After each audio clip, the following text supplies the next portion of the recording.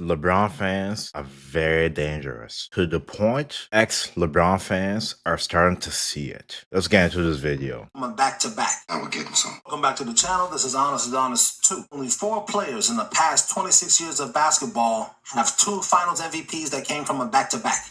That would give him something. And most fans are mad that Kobe Bryant is one of those names. Nigga, have you lost your... And not most fans, LeBron fans. That's it. The only fans that diminish others to bring LeBron up, including LeBron's own teammates, past and present. The other 3 are LeBron James, Shaquille O'Neal, and Kevin Durant.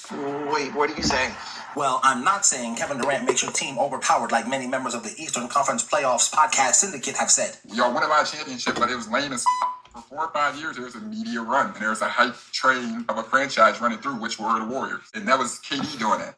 You guys are mad about that? They did the same thing LeBron did going to the Miami Heat. The only difference was LeBron didn't go to the Boston Celtics. That's it. Our Dwayne Wade and Chris Bosh is a better team up than Steph Curry and Klay Thompson. Stop being blind. Stop acting biased. It's not a comparison. The Miami Heat big 3 were better than that big 3. It was more like a big 2. Steph Curry and Kevin Durant. That's it. LeBron James, Dwayne Wade, Chris Bosh. Really. Each of those players alone brought their teams to the playoffs on separate teams. What is Klay Thompson doing alone? Nothing. Just for narratives. The only thing is correct there. Certain points where it just seemed unfair. We're not knocking it to each their own, but it was just like, you had to wait until this narrative ended in history. Man, we still don't get no calls though. So when they start, I'm not knocking it, but at the same time, I'm still playing against Andre Iguodala, Steph Curry, Kevin Durant, Klay Thompson, Draymond Green, and whoever else. Like that's like playing versus MJ. Fool. Like it's still. Draymond Green is overrated. He's just on a good team. He's overrated. He had the audacity to talk down to Charles Barkley, one of the greatest players of all time. Draymond Green is privileged to be on a team like that. He's overrated. He's not part of a big 3 or big 4. He's a role player. He's a good role player, but as a role player, that's it. He's overrated. It don't make no sense. It doesn't justify anything. And y'all won our championship, but it was lame as I'm saying, quite simply, Kobe Bryant ended the Dynasty Spurs dynasty. how did you come up with an idea like that? Now, many LeBron James fans would like to add on 2014 as a part of the 99 to 2007 dynasty. And I would agree with them. But dynasties in general, according to worldwide sports fans, don't take a 5-year layoff. I didn't see that one coming. The 2014 Spurs ring would have to be considered a standalone ring, like many other standalone rings. Circle the 2004 Pistons, D-Wade's Miami Heat from 2006, but more recently, Giannis, Joker's, and SGA's championships would all be considered standalone chips. So, in the words of Slick Wright, that's what I call him, LeBron's tenure with the Lakers was identically as successful as Joker's entire career with the Nuggets, Giannis's entire career. Even hearing that, and I challenge LeBron fans watching, are you really serious right now? So LeBron's time on LA was as good as Jokic's time throughout his career. So all those years, average a triple-double, 3 MVPs, to the finals, didn't have another superstar on his team while doing all of that. That's supposed to be less successful than what LeBron did in the Los Angeles Lakers. What? Win an in-season tournament, win the bubble, scrimmage games with no fans, with no adversity, while not being the best player on the team. Yes, it was Anthony Davis. So we're calling that more successful? Really? Why do we need to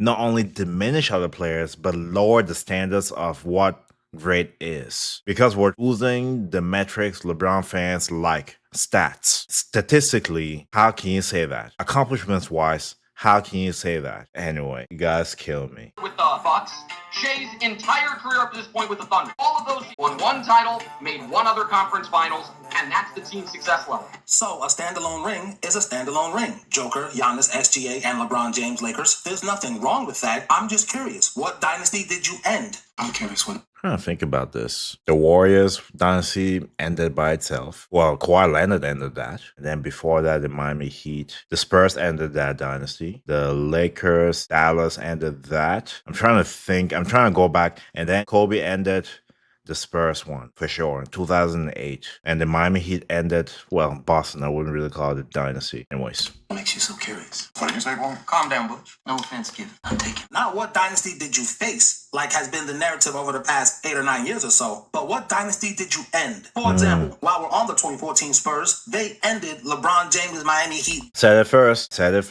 Science, a bit of basketball. dynasty. I bet you never looked at it that way. No, can't say that I have. But an old, retired the very next season, Tim Duncan ended the LeBron James Miami Heat dynasty. He ran back to Cleveland. I ain't gonna lie, Kyrie is probably right behind D Wade in terms of like best at splitting the defense. If Tim Duncan or Kobe were in the Eastern Conference, they'll each have 10 championships. They'll each have 10. If they have 5 in the West, that'll double in the East. If you only have to face one 50-win team, and that team is in the conference finals, their chances of going to the finals is higher. So LeBron's 10 finals or 9 finals runs in the East is not impressive. It's not. I would say 7 in the West is more impressive than 9 in the East. 2 more, and you face a 50-win team out to the conference finals? Okay, and people want to glance over that. Fans, bro.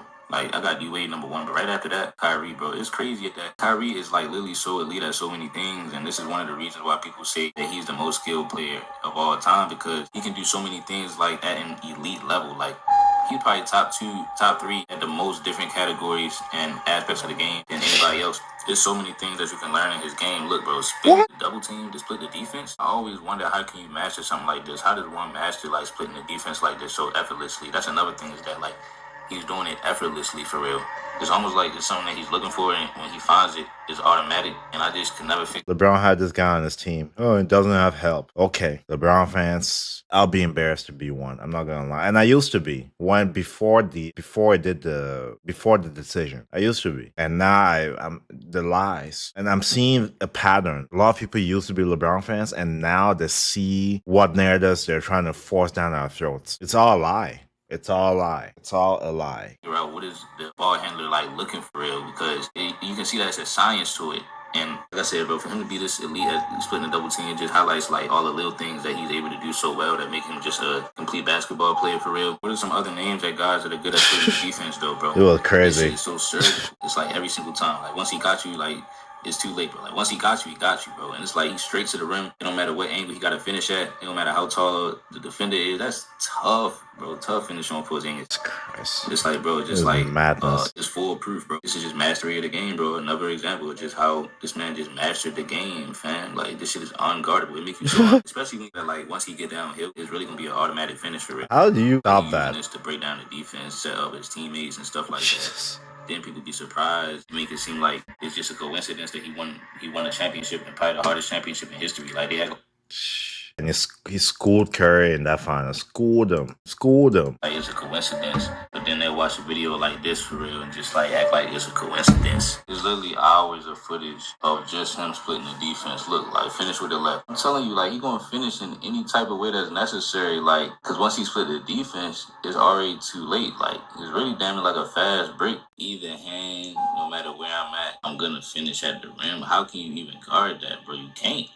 And it's like, we really gonna sit here and act like this shit is normal, bro. Y'all and watch this for 15 years and act like this shit is normal. But this is another reason why Kyrie's prime has been able to last so long, even despite like all those injuries and stuff, because it's a skill. It's the fundamentals of things like this that will actually like keep you going, because you can't do nothing about it. Once I understand that, there's nothing you can do to stop me regardless. And so all it really comes down to is staying in shape, stuff like that. But this is just unguardable regardless, man. And he's so ahead of the game because of how long he's been playing like this. I like this move. It's scary. Just the in and out split. I like that one. You can see him doing this on every team that he's been on. Like it's something that he knows. He knows so much about the game that like you just can't stop him, bro. I'm just excited to see how he's gonna continue this, man. Because his game, not only is it ahead of his time, but it adjusts with the times as well. Like he been adding modern stuff to his game, bro. Look at that high edge. What? He got a top 2 floater in history as well. See what I'm talking about? Yes, for those of you more analytical people in the audience, I did play that to emphasize LeBron did not just go back to Cleveland to go home. Fuck that dumb shit. He went to Cleveland because Kyrie Irving was there. Not Kyrie Irving the name. This level of basketball acumen was there. But why would he do that? Because Golden State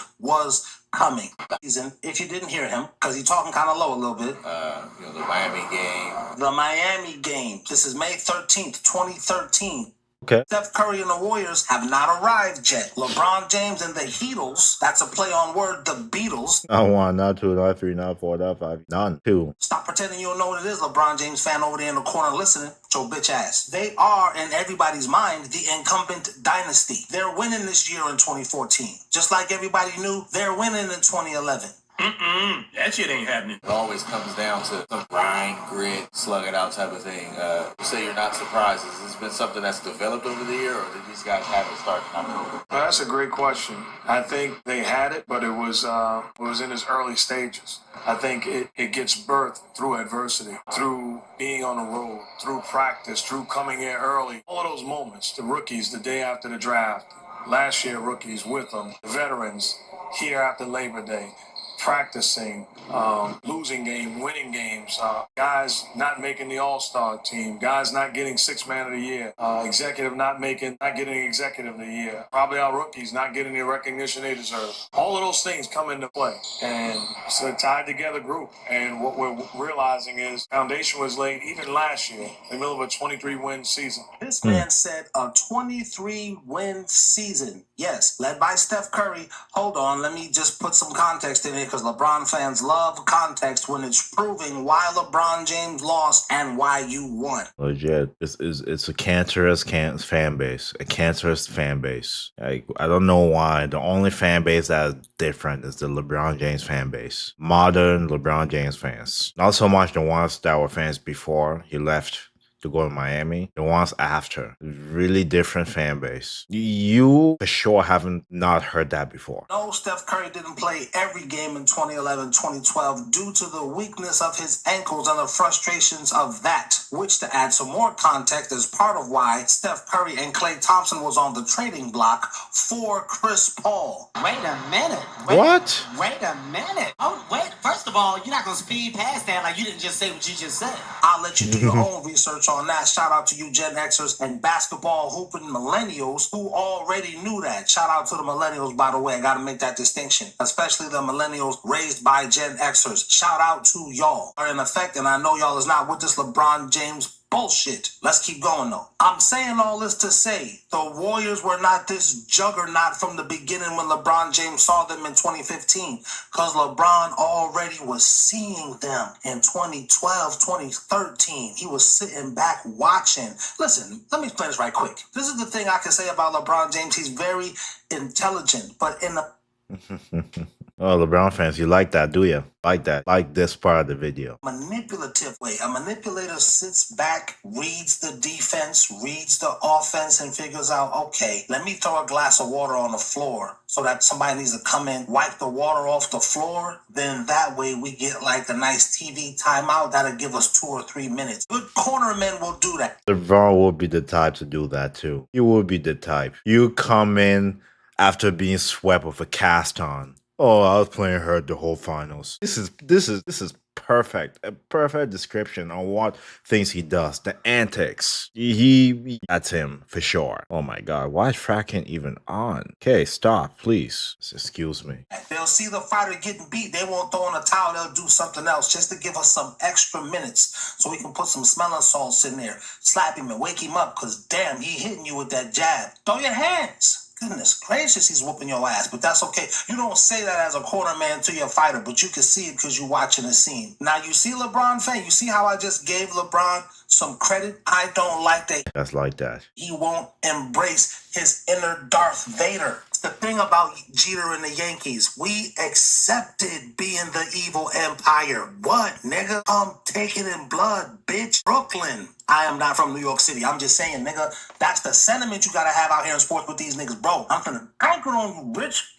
Scare these whole ass niggas into not even wanting to play. What's that line by Wu-Tang and them? Before the races begin, first place we in. His brain. And I played all of that to emphasize the importance of there only being 4 basketball players in the last 26 years of basketball to get a back-to-back finals MVP out of that. It's important that Kobe Bryant is the only one who ended a dynasty on that note. Shaq did. Let me think. When Shaq and Kobe 3-peated, nope, it didn't end dynasty there. When Tim Duncan beat, okay, he's saying back-to-back while ending a dynasty. Okay, so would have said Tim Duncan ended the Kobe and Shaq Lakers, but not really because it didn't back-to-back. Boston, no. Pistons, no. Miami, no. He's speaking facts. It was just Kobe. Well, let's see what else he says. Didn't end anybody's dynasty. He did it with Kobe and Phil Jackson's help, if you can think of somebody he did, but they started a dynasty. Gold star for that one. Shea, Joker, Giannis, they didn't end anybody's dynasty. And if you want to say, slick right, those guys' tenure was a failure, well, when do we start comparing GOATs to guys who's not even close to the throne? I tell you what he did right there. He just proved to you. Before the races begin, first place we in. His brain. You don't even think LeBron is the GOAT your goddamn self. LeBron James is the GOAT thinking ass nigga. I'll give you a real world example. How often do you think about little kids? Not ever. Like I be saying to people, nigga, I'm attracted to the grown woman's body. I won't even fuck a bitch who 24-year-old, but she got a body like my nephew. The fuck out of here, bitch. I'm good. See how that shit is not even on your brain? Michael Jordan is on your brain. These niggas that's lesser basketball players than you is on your brain. Ooh, I love psychology. Anyway, this video was way too long and I just wanted to emphasize.